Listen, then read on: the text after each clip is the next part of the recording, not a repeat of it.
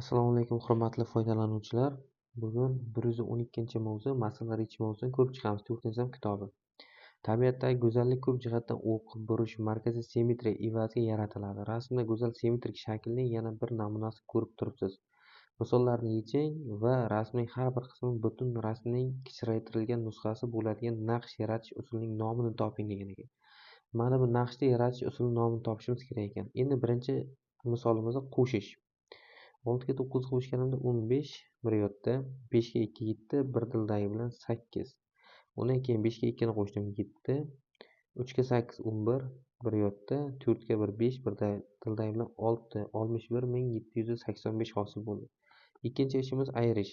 278 mingdan 43819 ni ayirganimda mana bu yerda 1 8 1 4 bo'ladi. Mana bu yerda 3 2 234.181 hosil bo'ldi. Keyingisiga o'tamiz. 659 ni 34 ga ko'paytirganimda 21726 hosil bo'ldi. Endi 46020 ni 5 ga bo'laman. Buni ichida 9 tadan, keyin 2 tadan, keyin 0 va 4. 9204 hosil bo'ldi. Bundan keyingisini qo'shganimda 5 17 6 7 8 6 68775 hosil bo'ldi. Undan keyingisi ayirish 229665 dan 187354 ni ayiraman. 42311 hosil bo'ladi. Undan keyingisi 342 ni ko'paytirishim kerak 78 ga. Meni javobim 26676 hosil bo'ldi. Undan keyingisi 26901 ni bo'lishim kerak 7 ga.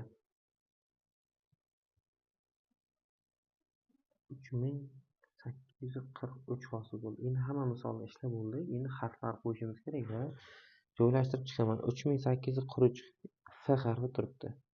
Mana bu yerga birinchi harfim F harfi. F. Ikkinchi harfim 42311 42311 R harfi. R. Undan keyingisi 61785. Mana 61785 L harfi. L harfi. Undan keyin 9204 K harfi. K harfi. K. Undan keyingisi 26676 T harfi. T. Undan keyingisi 61785 yana L harfi ekan. Yana L harfi. Undan keyingisi 68775 yana L harfi. Demak, mana shu so'z bizda hosil bo'ldi. Demak, keyingi misolga o'tamiz. Shakldagi qonuniyatni aniqlab, daftaringizga undan keyingi kelishi kerak bo'lgan shaklni chizing. E'tibor qilishimiz kerak, mana bu shakl, mana bu shakl, mana bu shakl bitta shaklni soat strelkasi bilan bo'yicha aylantirishyapti. Mana buni ham xuddi shunaqa bu tomonga aylanyapti, bunisi ham bu tomonga aylanyapti. Endi bu aylangandan keyin mana bu uch tomon bu tomonga qarab qoladi. Demak, mana bu yerdan boshlanadi. Mana bu yerdan boshlanadi.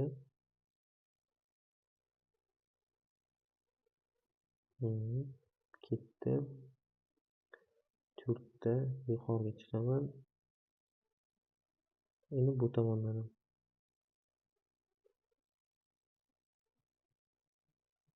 ko'p chiqaryapti, mana bu yergacha bo'lar ekan. Demak, mana bu yerda o'chirib tashlayman.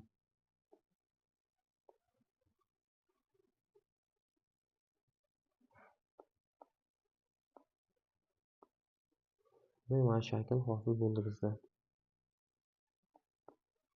Mana bu shakl hosil bo'ldi. Keyingi misolga o'tamiz. Keyingi misolimizda tadqiqot mashhur matematik shakllardan biri Sierpinskiy uchburchagini ko'rib chiqing deyapti. Bu uchburchakni hosil qilish uchun har bir bo'yalgan uchburchakning markazidagi uchburchak kesib olinadi deyapti. Demak, mana bu uchburchakni mana markazdagi uchburchak kesib olinsin deyapti. Uchburchak kesib olinganda mana bu shakl hosil bo'lyapti. Endi mana bu shaklni ham har birida mana bu ichidagi 4 ta uchburchakka bo'linyapti va bittasi kesib olinganda bu shaklga kelyapti. Har birida shunday cheksiz davom etib ketyapti. Cheksiz emas, 4 marta mana shu ketma-ket davom etyapti. Endi Daftaringizda ushbu jadvalni chizing. Oltinchi rasmda nechta bo'yalgan uchburchak hosil bo'ladi deyapti. Birinchi rasmda bitta uchburchak bor. Uni kesib olingan uchburchaklar soni ham bitta. Bir rasmda uchburchaklar soni, bo'yalgan uchburchaklar soni 3 ta mana. Mana bu yerga qaraydigan bo'lsak, birinchi uchburchak, ikkinchi va uchinchi uchburchak. Endi undan keyingisida mana buni bitta, ikkita, uchta, to'rtta, beshta, oltita, yettita, sakkizta va to'qqizta uchburchak. Undan keyingisida xuddi shunday ketadi. Buni ham demak qoida bu yerda bitta, bu yerda uchta, mana bu yerda to'qqizta, undan keyingisida 27ta. Chunki 3 martadan ko'payib ketyapti. Undan keyingisida 81 ta bo'ladi.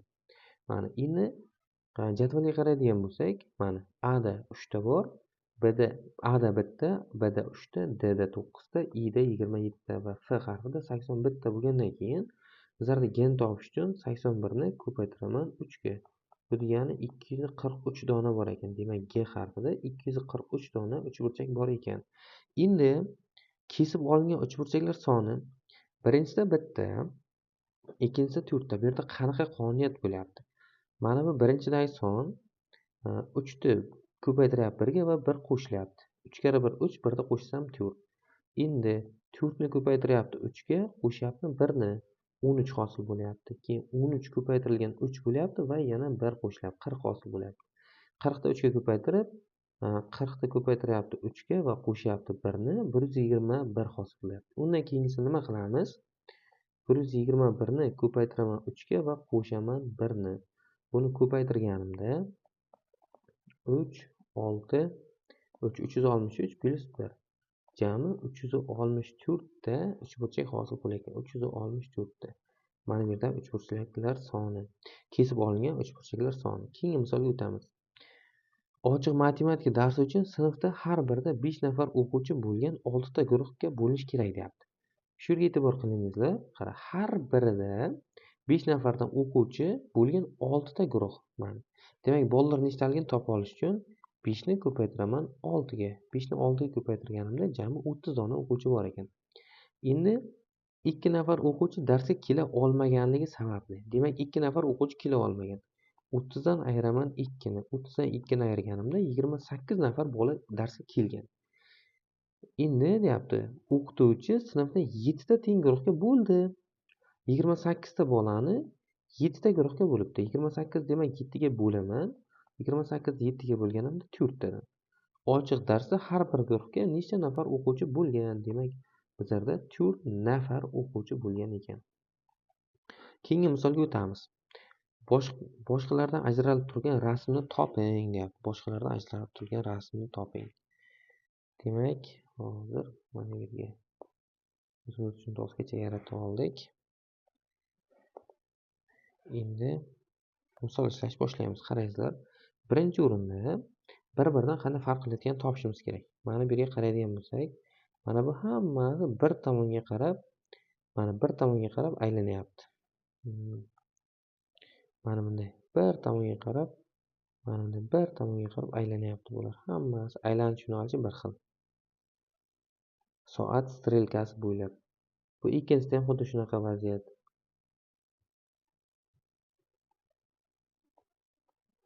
Undan keyingisida ham xuddi shunday.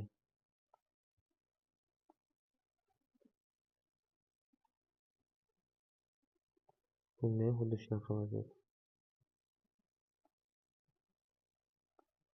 Lekin oxirgi shaklimizda e'tibor qilishingiz kerak, bu teskari yo'nalishda bo'lyapti. Bu birinchi, ikkinchi, mana birinchi, ikkinchi va uchinchi shakllari soat strelkasi bo'lyapti. Bunisi esa to'rtinchi shakli, unga qarama-qarshi yo'nalishda aylanyapti. Bu to'rtinchisi qarama-qarshi yo'nalishda. Endi misollar ishlashimiz kerak. Birinchi misolim mana yerga bo'laklarga bo'laman, har biri uchun alohida joy. Birinchi ishda 554 ga qo'shaman 226 ni. Qo'shganimda 0 7 8 bo'ladi. 780 bo'lar ekan. Endi ikkinchi ishimda 780 ni bo'laman 2 ga. 390 hosil bo'ladi. Endi ikkinchi misolni ishlayman. Ikkinchi misolda 4 ni ko'paytiraman 244 ga. 16, bir yoqda 16, 17, bir yoqda 8, 9. 976 bo'ladi. Endi 1800 dan ayiraman 976 ni. 1800 dan 976 ni ayirganimda 824 hosil bo'ladi. Keyingisiga o'tamiz. Endi bu yerda birinchi ishim bo'ladi. Mana bu yerda ikkinchi ish bu bo'lyapti. Birinchi ishim 189 bo'lingan 3. Bu degani 63 hosil bo'ladi. Ikkinchi ishimda 521 dan qo'shaman 63 ni. Qo'shganimda 1 ga 3 ni qo'shganimda 4, 2 ga 6, 8 bo'ladi va 584 hosil bo'ladi. Undan keyingisi oxirgisi birinchi qavusgacha ishlanadi. 82 ga qo'shiladi 182. 2 2 4, 8 ga 8 16 16 bir yoqda 1 2 264 ekan. Endi ikkinchi ishimda nima bo'ladi? 264 ni ko'paytiraman. 2 ga ko'paytirganimda 8, 12 bir yoqda 4 5 528 ekan. Endi bu yerda qanday farq bo'lyapti? Bu yerda farqi ifoda boshqa ifodalar nimasi bilan farq qiladi? Nimasi bilan farq qiladi? Bu ifodada faqat qo'shish va ko'paytirish. Keyingi misolga o'tamiz. Keyingi misolimiz ushbu sonning deyapti A sonining to'plamini beryapti. Bizlarda to'plamda elementlarda 56, 16, 48, 24 degan elementlari bor ekan A to'plamining. Endi o'shani deyapti, bizga aytayapti. Endi har birini deyapti. Har birini qo'yib ishla deyapti. Endi birinchi holat uchun ishlayman. Birinchi holatda A 56 ga teng bo'lgan holatda ishlayman. 120 ayrilgan 56 bo'lingan 4. Bunda nima bo'ladi? 120 ayrilgan 56 ni 4 ga bo'lganimda 14 bo'ladi. Ayirganimda 106 hosil bo'ladi. Ikkinchi misolga o'taman. Ikkinchi holatda endi mana birinchi holatda 56 qo'ydim, ikkinchi holatda 16 ni qo'yaman. Ikkinchi holatda 16 ni qo'yganimda 120 minus 16 bo'lingan 4. Demak 120 minusdan 4. 120 dan 4 ayirganimda 116 hosil bo'lar ekan. Uni keyingisiga o'tamiz. Uchinchi misolimiz, uchinchi holatda 48 ni qo'shishim kerak. 120 minusdan 48 bo'lingan 4. 120 minusdan 48 ni 4 ga bo'lganimda 12 bo'ladi. Buni javobi 108 bo'lar ekan. To'rtinchi misol, to'rtinchi shart, to'rtinchi sonimiz nima bo'lyapti? 24. To'rtinchi son. 120 minusdan 24 bo'lingan 4. Bu degani 120 minusdan 6 degani. Bu 114 hosil bo'ldi. Shu bilan 6-chi misolimiz ham yakunlandi. Endi o'qituvchi ochiq dars uchun 4 xil rangli 65 ta kartochka tayyorladi. Nechta bir xil rangli, rangining farqi yo'q. Kartochka topish mumkinligini kafolatlangan deyapti. Bizlarda 7-chi misolga o'tamiz. O'qituvchini ochiq dars uchun deyapti. 4 xil rangli 65 ta kartochka tayyorladi. Nechta bir xil rangli, rangning farqi yo'q. Kartochka topish mumkin deyapti. Bunda qanday qilaman? Bu yerda bizda 65 dona kartochka bor. Endi 65 ni 4 ga bo'lganimda 16 dona chiqadi va yana bir qoldiq chiqadi. Bir qoldiq. Endi bitta narsaga e'tibor qilishimiz mumkin. 65 ta kartochkani teng 4 ta rangga taqsimlay olmaymiz. Shuning uchun demak aniq bitta rangdan 17 dona olishimiz kerak. 17 dona. Demak bizda nima bo'lyapti ekan?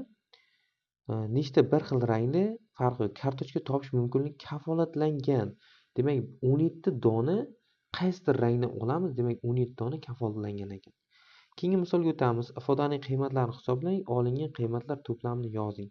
Bu to'plam elementlari qanday umumiylik bor degan misol ekan. Bu yerda mana birinchi misol ishlashdan boshlaymiz. Bu yerda 18054 ni 6 ga bo'lyapmiz.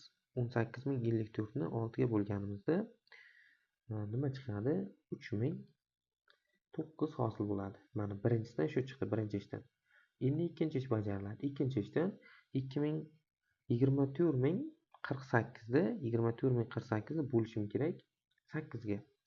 24048 bo'lingan 8 3006 chiqar ekan. Demak 3006 3009 dan ayriladi. Demak bizda 3 hosil bo'ladi.